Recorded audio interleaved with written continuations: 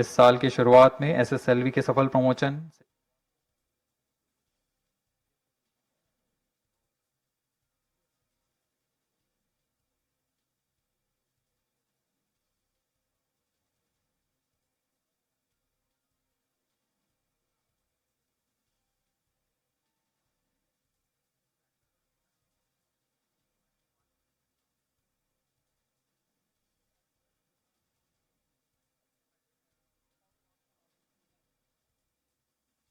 -50 seconds.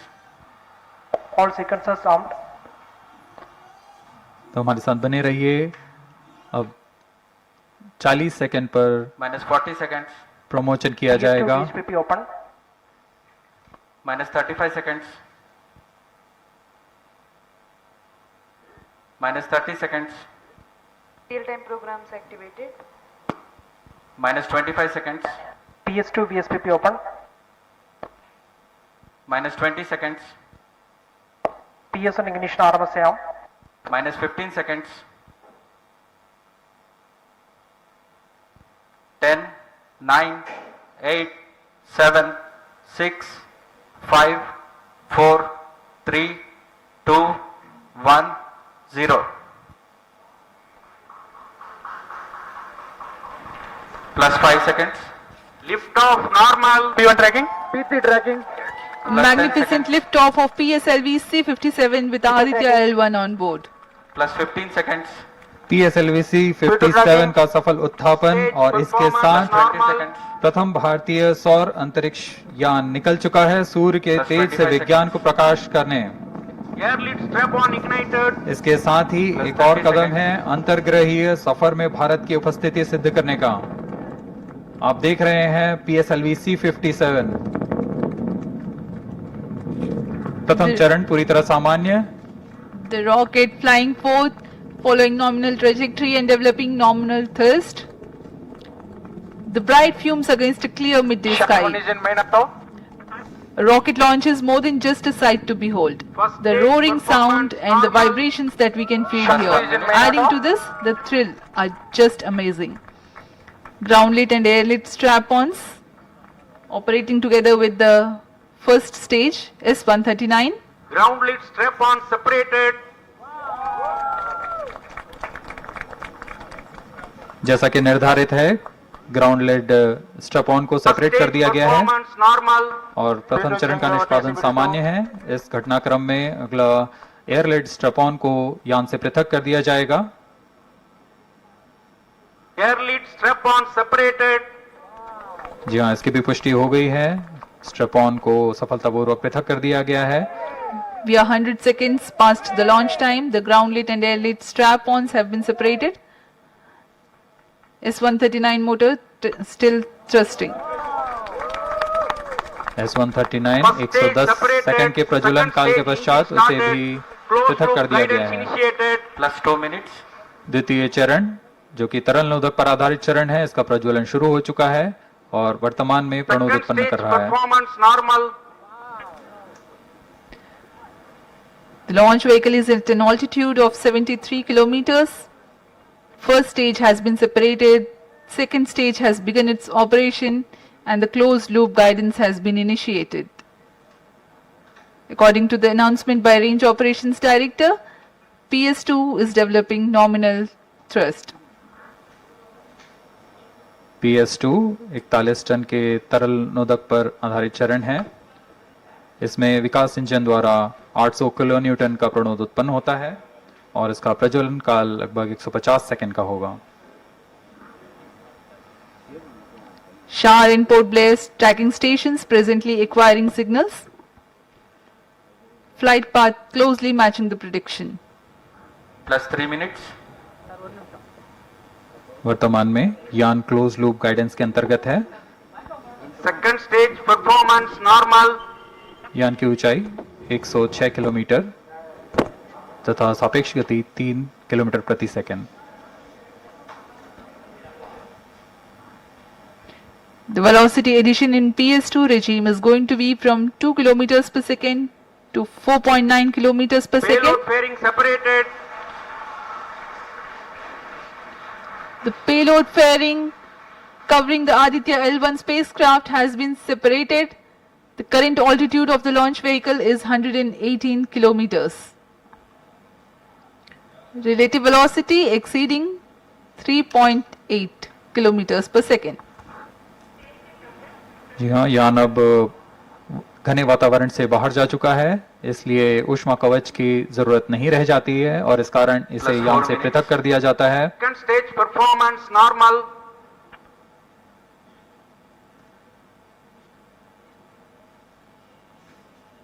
द्वितीय चरण वर्तमान में प्रणोद उत्पन्न करता हुआ और यान पूरी तरह सामान्य प्रदर्शन करता हुआ अपने अनुमानित पथ की ओर बढ़ रहा है।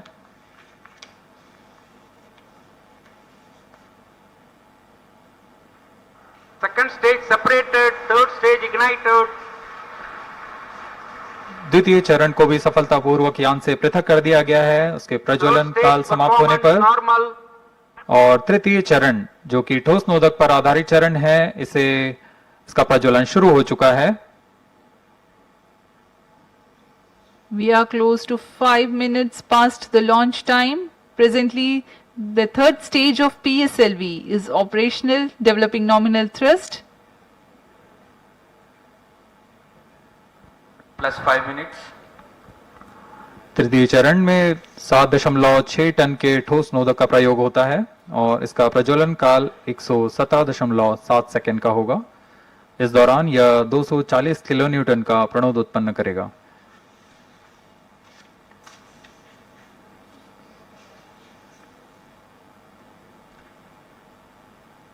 वर्तमान में यान की ऊंचाई 134 Third किलोमीटर stage performance तथा normal. सापेक्ष गति 5.96 किलोमीटर प्रति second.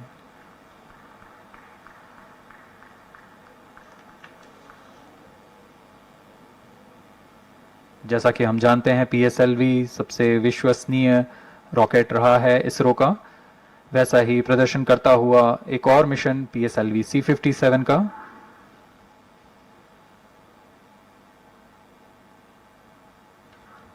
For the present mission, after PS3 completes Plus its 6 burn minutes. duration, a coast phase of 200 seconds will follow, in which the rocket will continue to be steered while there is no development of thrust.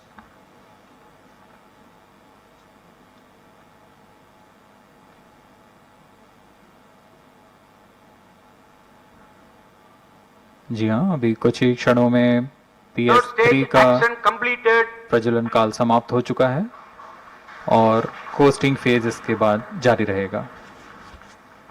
Vehicle in combined hosting for approximately 200 seconds.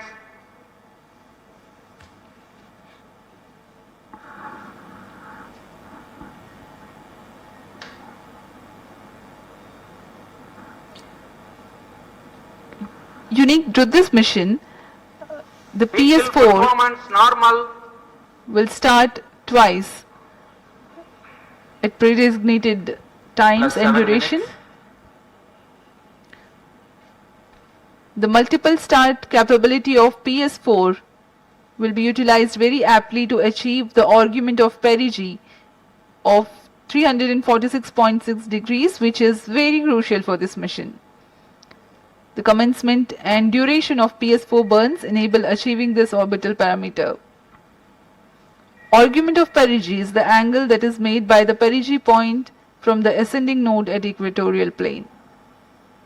AOP exceeding 300 degrees is helpful in mission planning to achieve halo orbit around L1 with minimal propellant expenditure.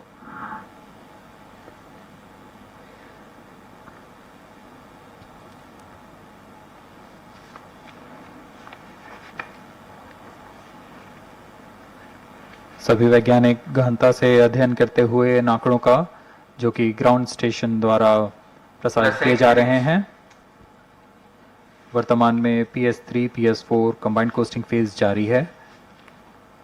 यान की ऊंचाई 170 kilometre तथा सापेक्ष गति 7.32 kilometre प्रति second है।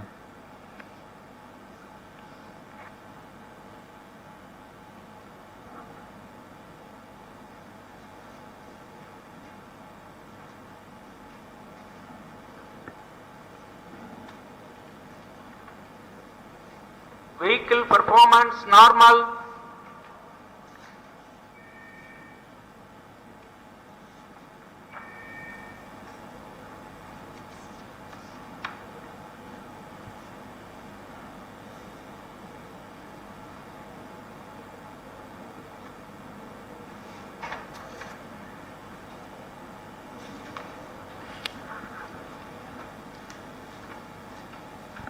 plus 9 minutes. Speaking a few words about the Aditya L1, describing the sun, Indian Vedas have said, Yesha Bhagavan Manirakasha Mandalasya Chakravarti Khechara Chakrasya Deepako Brahmanda Bhandasya Asayeva Charkarti Bharvati Jarhati Jagat. This mighty jewel, the light of eastern sky, who generates, operates and destroys the universe, while the energy of sun, after having filtered by the atmosphere, is available for the sustenance of earth, the explosive phenomena in sun and the solar flares are a cause for concern to the spacecraft and human space missions. The vantage point for such observations is a place in between the sun and earth. Third stage separated. Now we have a successful separation event of the third stage of Separated PSLV. hosting. It is approximately 900 seconds. Plus 10 minutes.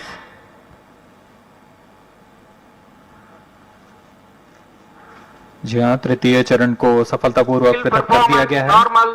और अब PS4 costing phase पर है। इस दौरान कोई भी प्रणोद उत्पन्न नहीं हो रहा है। यान प्राप्त संवेग से आगे बढ़ता हुआ और निर्धारित पथ का अनुकरण करता हुआ जा रहा है। We are 627 seconds from the launch. For another 600 more seconds or so, we will be getting tracking data from the BIAX ground station.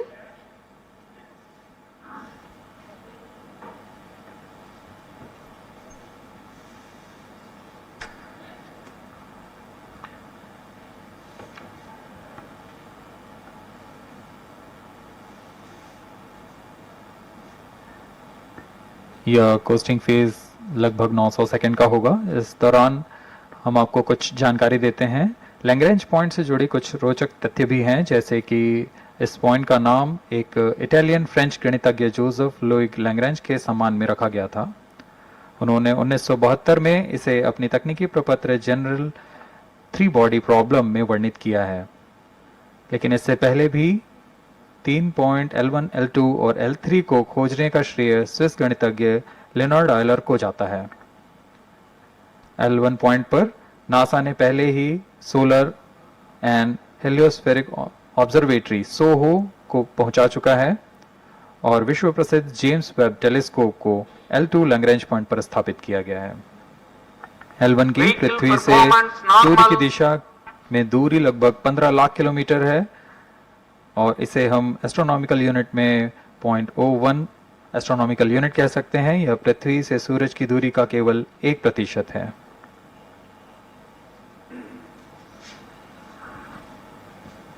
The vantage point for observing sun is a place in between the sun and earth where direct visibility exists to the sun while continuous communication link exists with the earth. These observations will generate a forewarning about disturbances in near earth space environment which could pose danger to the communication systems and spacecrafts. Various thermal and magnetic phenomena on the sun are of extreme nature which cannot be replicated in labs. The best way is to observe the sun up close.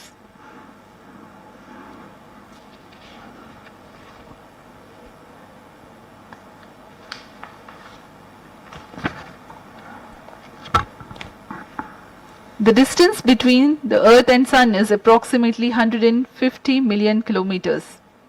At the central region of the Sun, known as core, the temperature can reach as high as 15 million degrees Celsius. Power source for the Sun is nuclear fusion of hydrogen atoms that takes place in the core. The visible surface of Sun is relatively cool and has a temperature of about 5,500 degrees Celsius. The Aditya L1 spacecraft is planned to be placed in a halo orbit around the Lagrangian point Vehicle 1 performance or normal. L1 of the Sun-Earth system, which is about 1.5 million kilometers from Earth, roughly 1% of the distance to Sun. A halo orbit is a periodic three-dimensional orbit near the Lagrange point in the three-body problem of orbital mechanism. The object in this orbit stays in place by the gravity of Earth and Sun. It requires little energy for station keeping. Several probes have been placed in space to observe the Sun by various space agencies. Lagrange's point L1 is a great location for solar explorers such as Aditya L1, as it allows for an unobstructed view of the Sun that is never eclipsed by Earth. At L1 will join spacecraft such as ESA NASA's Solar Heliospheric Observatory or SOHO, which has been at L1 since 1996. Lagrange point एक ऐसी जगह है अंतरिक्ष में जहां अगर कोई चीज पहुंचती है तो वह वहीं बनी रहती है, क्योंकि लैग्रांज पॉइंट पर दो बड़े द्रव्यमानों का गुरुत्वाकर्षण खिंचाव बराबर हो जाता है और इसमें एक अभिकेंद्रीय बल है कि जो कि पिंड को दोनों द्रव्यमान के साथ बनाए रखता है। ऐसे 5 लैग्रेंजियन पॉइंट्स होते हैं पृथ्वी और सूर्य के बीच। इन पॉइंट्स में अंतरिक्ष यान को भेजकर कम से कम ईंधन की खपत पर या उस स्थान पर अंतरिक्ष प्रयोगों को अध्ययन के लिए बनाए रखा जा सकता है। आदित्य L1 उपग्रह को भी ऐसे ही लैग्रांज पॉइंट 1 पर स्थापित किया जा रहा है। अंतरिक्ष यान को यहां तक पहुंचने में 125 दिन का समय लगेगा।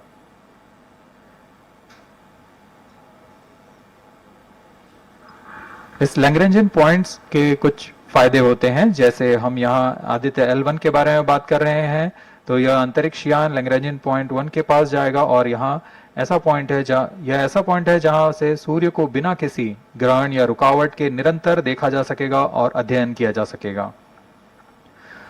दूसरा फायदा यह कि विभिन्न मापन या विश्लेषणों के लिए किसी भी तरह की रुकावट या कमी नहीं आएगी। वायु न होने की वजह से इससे दूर तक स्पष्ट देखा जा सकेगा। लैग्रेंज पॉइंट पर इस वेधशाला को रखने का मुख्य कारण यह भी है कि यहाँ उपग्रह लगभग स्थिर रहेगा और उपग्रह के अभिवृद्धि नियंत्रण के लिए अधिक ईंधन की आवश्यकता नहीं होगी।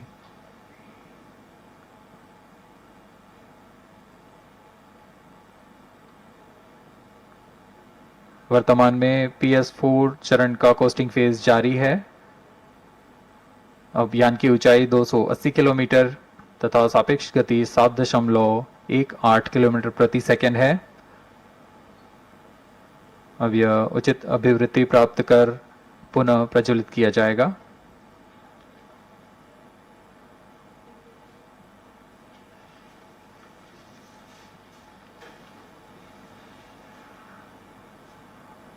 Vehicle performance normal.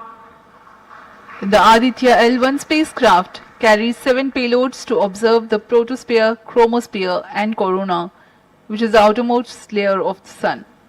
These payloads use electromagnetic, particle and magnetic field detectors.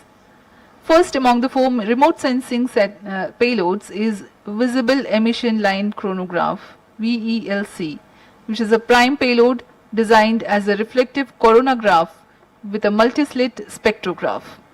This payload is developed jointly by Indian Institute of Astrophysics, Laboratory of Electro-Optical Systems, UR Rao Satellite Center, ISRO Inertial Systems Unit and Space Applications Center. The second payload is Solar Low Energy X-ray Spectrometer or SOLEX. तो इसरो ने आज सूर्य की study के लिए अपना पहला mission भेजा है, जिसको लेकर लाइव तस्वीरें भी हमने अपने दर्शकों को दिखाई। और इसी पर ज्यादा जानकारी के साथ हमारे साथ professor Satyarth Tiwari ji phone line पर जुड़ गए हैं। बहुत स्वागत है आपका। नमस्कार मैडम, बहुत बहुत धन्यवाद। सत्यार्थ जी, अब सूर्य की तस्वीरों को और अच्छे से समझने के लिए, नजदीकी तस्वीरों को देखने के लिए भारत ने आदित्य L1 लॉन्च किया है। इसको लेकर आप क्या कहेंगे, इस मिशन को लेकर? ये बहुत सक्सेसफुल मिशन है। अभी तक हम जैसे हम उदाहरण के द्वारा समझाना चाहेंगे, जैसे घर से बाहर निकलते तो हम बाहरी मौसम देखते हैं, तापमान देखते हैं। अभी तक ऐसा होता था कि हम अगर अर्थ के स्पेस पे या बाहर निकलते थे तो बाहरी आवरण नहीं देख पाते थे या स्पेस का मौसम कैसा है वो पता नहीं कर पाते थे। तो आदित्य L1 के थ्रू हम बाहरी स्पेस का मौसम ज्ञात कर सकते हैं, बाहरी गतिविधियां पता कर सकते हैं और कब हमें लॉन्चिंग करना, कब ये करना, तो ये सब चीजों में सहूलियत रहेगी। एक तरीके से इसे कहना भी गलत नहीं होगा, इसके पहले यही कहा जाता था कि मिशन इम्पॉसिबल है सूर्य तक पहुंचना, लेकिन भारत ने इस कोशिश को भी अंजाम देने की पुरजोर तरीके से जो कोशिश की है वो बाकी देशों के लिए कितनी मिसाल है, और इसे पूरा होता हुआ या इस कोशिश को आप किस तरीके से देखते हैं? अभी तक मैडम हम नासा और अमेरिका पे निर्भर रहते थे। जेम्स वेब एक टेलीस्कोप था जो L2 पॉइंट लैग्रेंज पॉइंट 2 पर स्टैब्लिश था।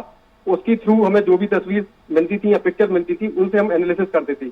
आज की डेट में ये मिशन के द्वारा हम L1 या लैग्रेंज पॉइंट 1 पर अपने आप को स्थापित करेंगे और लाइव तस्वीरें और लाइव एक्सपेरिमेंट और रिकॉर्ड हम खुद एनालिसिस करेंगे और वो दूसरे देशों को भेजेंगे। तो ये एक बहुत ही गर्व और गौरव का क्षण है जी।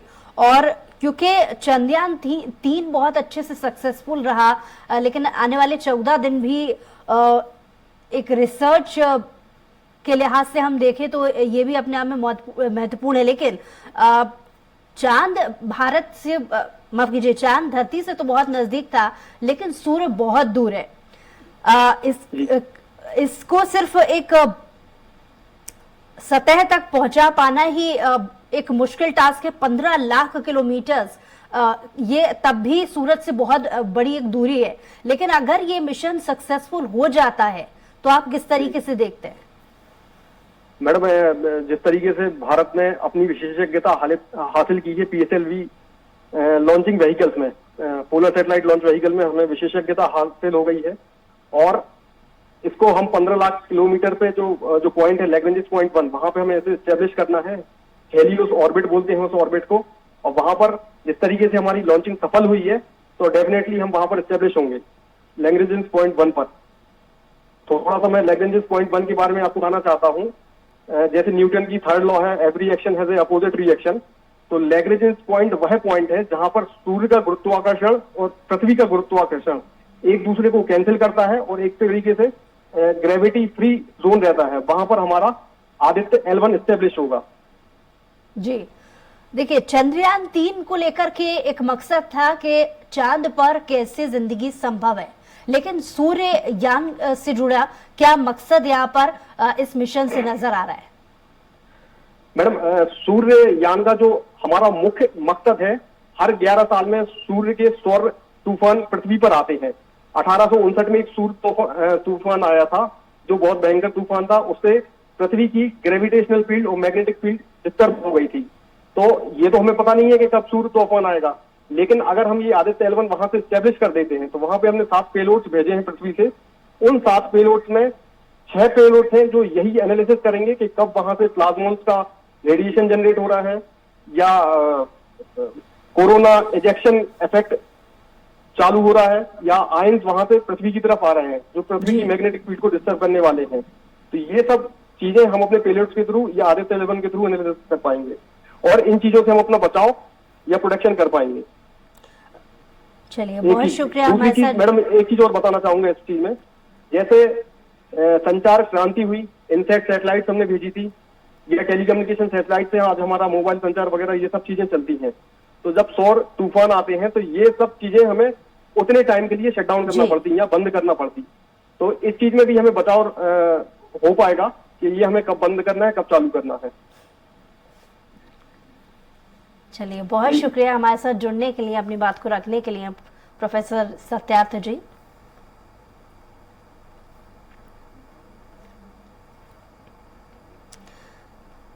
तो चंद्रयान 3 के चांद की दक्षिणी ध्रुव पर कामयाबी हासिल करने के बाद इसरो ने आज सूर्य की स्टडी के लिए अपना पहला मिशन भेज दिया है, आदित्य L1।